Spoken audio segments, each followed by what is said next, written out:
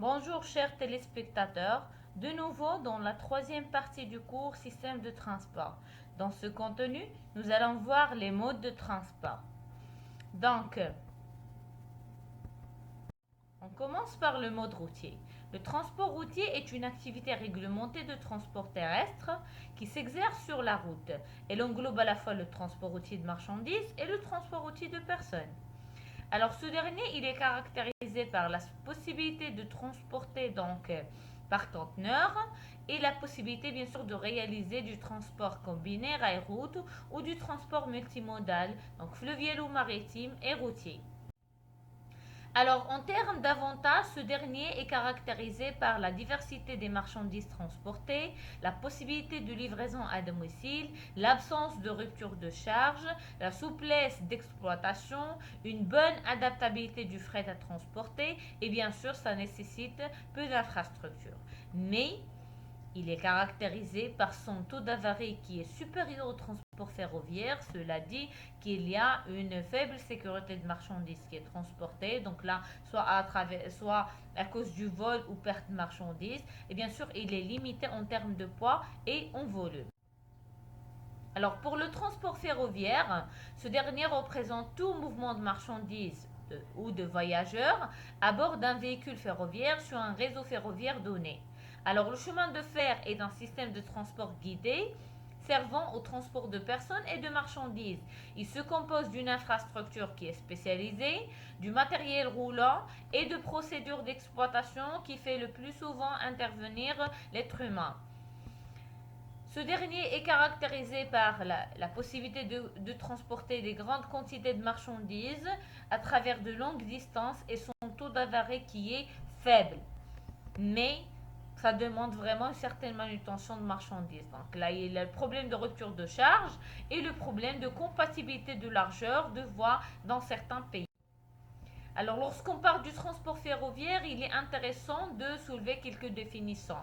On parle d'acheminement ferroviaire. Cela représente l'ensemble des opérations qui permettent d'amener un véhicule ferroviaire, plusieurs wagons qui représentent un lot ou un train, c'est-à-dire locomotive plus wagon, d'un point d'origine à un point de destination.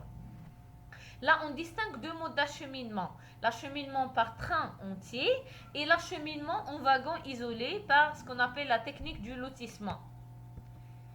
Le corridor ferroviaire, celui-ci représente un itinéraire privilégié qui est mis en place entre deux grands centres ferroviaires internationaux et qui est destiné à favoriser un acheminement direct et rapide de trains complets avec un libre accès des opérations de transport. Pour ce qui concerne le transport fluvial, ça représente un transport pratiqué sur les voies navigables, qu'elles soient des cours d'eau navigables, éventuellement aménagés ou des canaux qui sont artificiels. Alors, en plus du transport de marchandises, il existe quelques services de transport de personnes, la navigation touristique ou la navigation de plaisance. Alors en termes d'avantages, ce mode, il permet de transporter des grandes quantités de marchandises, caractérisé par son prix qui est relativement faible, mais il est vraiment moins rapide, donc sa vitesse elle est faible et il est limité au niveau des voies qui sont navigables. Alors pour le transport maritime, il est le mode de transport le plus important lorsqu'on parle du transport de marchandises, surtout à l'échelle internationale. Alors il possède un quasi-monopole au niveau des échanges massifs à longue distance pour lesquels il est sans conteste le mode le plus économique, sinon le seul possible. Il est important pour les échanges à courte distance dans les régions qui sont bien irriguées par les mers. Ce dernier, il permet de transporter des grandes quantités, de gros volumes à travers des longues distances entre différents continents, mais ça demande une certaine manutention, donc des délais qui sont vraiment très longs et un taux d'avarie qui est élevé. Lorsqu'on parle du transport maritime, on parle des terminaux internationaux. Donc cela représente vraiment ils sont caractérisés par ce qu'on appelle la fonction de convergence. Donc ça représente des lieux de convergence.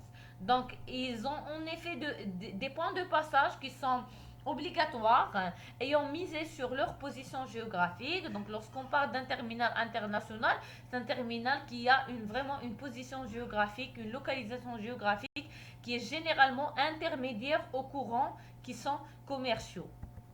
Le port représente un lieu où converge le trafic de marchandises d'un vaste espace économique, tandis que les aéroports, ils lient les métropoles dans une toile de relations d'affaires et de loisirs. Alors, trois attributs sont liés à l'importance et à la performance des terminaux de transport. C'est-à-dire, lorsqu'on parle d'un terminal de transport et de la performance de ce terminal, il est important de mettre l'accent sur ces trois éléments. Premièrement, la localisation, c'est-à-dire là, le positionnement géographique du terminal. Et ça représente un principal facteur pour, bien sûr, la desserte d'une concentration de population ou d'activités industrielles. Il y a également l'infrastructure. Alors là, la fonction principale d'un terminal, c'est quoi? C'est de manutentionner, c'est de transporter les marchandises et bien sûr les passagers. Et donc là, le terminal se doit d'avoir des infrastructures pour accommoder le trafic actuel et anticiper le trafic futur. Ceci dit, ou ceci requiert à des investissements qui sont importants de capitaux. Il y a également l'attribut accessibilité.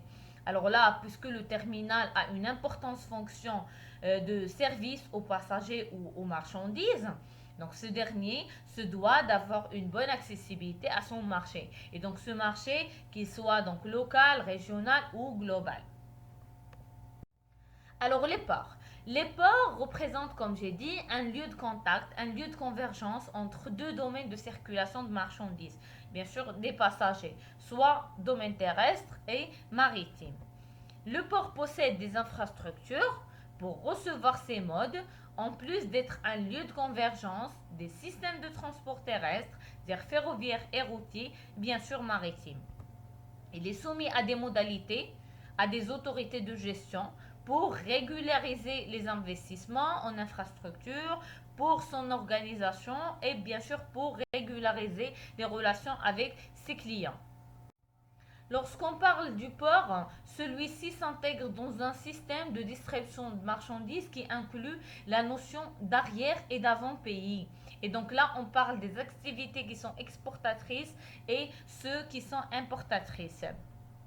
Alors l'arrière-pays regroupe l'ensemble des clients directement liés au port et le port sert alors de lieu de convergence du trafic venant par voie routière, ferroviaire ou par cabotage. Et l'avant-pays compte les clients outre-mer avec lesquels le port entretient bien sûr des relations commerciales. Et donc là, on parle des activités exportatrices et des activités importatrices. Alors, on remarque plusieurs types de ports où transportent les marchandises, mais il est possible de les identifier en tant que deux types. Alors là, on parle des ports monofonctionnels et des ports polyfonctionnels. Pour les ports monofonctionnels, ce sont les ports où transportent un type de marchandise le plus souvent en vrac. Là, on parle des matières premières. Donc, il n'y a qu'à penser aux ports, par exemple, pétroliers du Golfe Persique, aux ports minéraliers de l'Australie et de l'Afrique. Donc, c'est généralement des ports qui sont dédiés le plus souvent aux matières premières, ou bien sûr, le plus souvent du vrac. Alors, pour les ports polyfonctionnels, ce sont des ports où transportent de vastes ensembles, multiples activités de transbordement, des activités industrielles qui sont diverses. Alors là, beaucoup de ports polyfonctionnels ont des problèmes de croissance qui les poussent à étendre leurs infrastructures loin, bien sûr, des sites qui sont originaux. Donc, un port polyfonctionnel, c'est-à-dire là un port où transportent diverses activités industrielles et commerciales. Alors là, pour les terminaux portuaires, les terminaux portuaires, ce sont les terminaux qui impliquent les manutentions les plus complexes. Alors, en effet, ceux-ci doivent effectuer des transbordements entre divers modes de transport comparativement aux autres types de terminaux. alors qui se limite à une interface entre un ou deux modes. Et donc là, les terminaux portuaires, ça demande vraiment des opérations de transbordement et de manutention qui sont complexes. Alors, la complexité des opérations et l'augmentation des volumes manutentionnés confèrent donc aux ports maritimes un rôle prépondérant dans les réseaux de transport internationaux. Ils doivent être en mesure d'assurer un cycle de déchargement-chargement qui est vraiment rapide. Alors l'efficience opérationnelle n'est pas la seule tributaire de la compétitivité d'un port, puisque les conteneurs doivent être ensuite livrés aux destinataires finaux.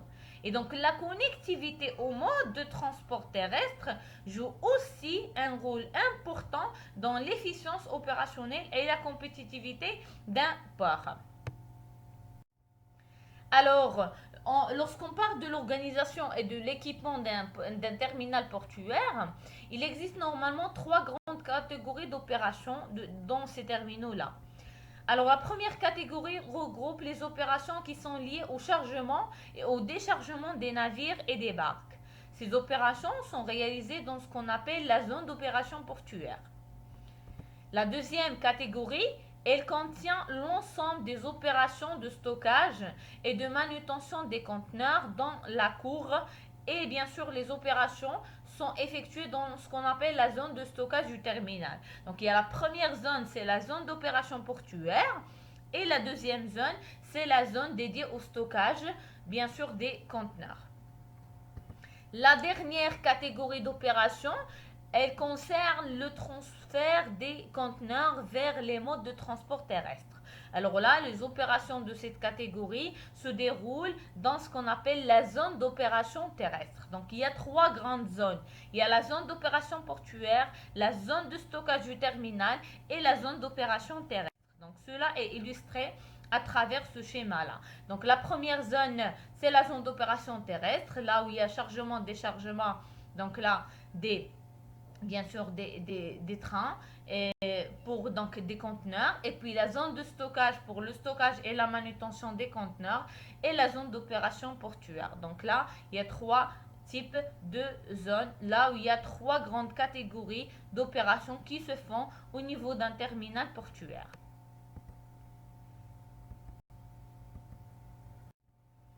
Alors, le dernier mode, c'est le mode aérien.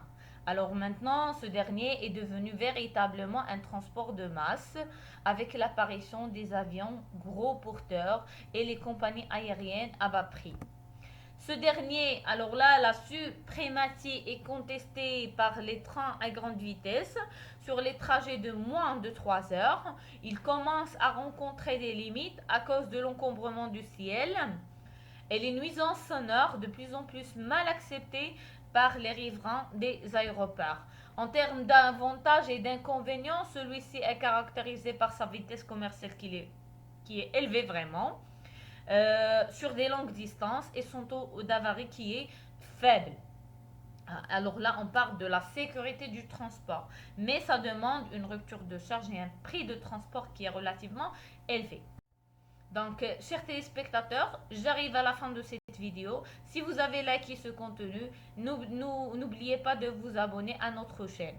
La prochaine vidéo portera sur le transport intermodal et le transport multimodal. Merci pour votre attention.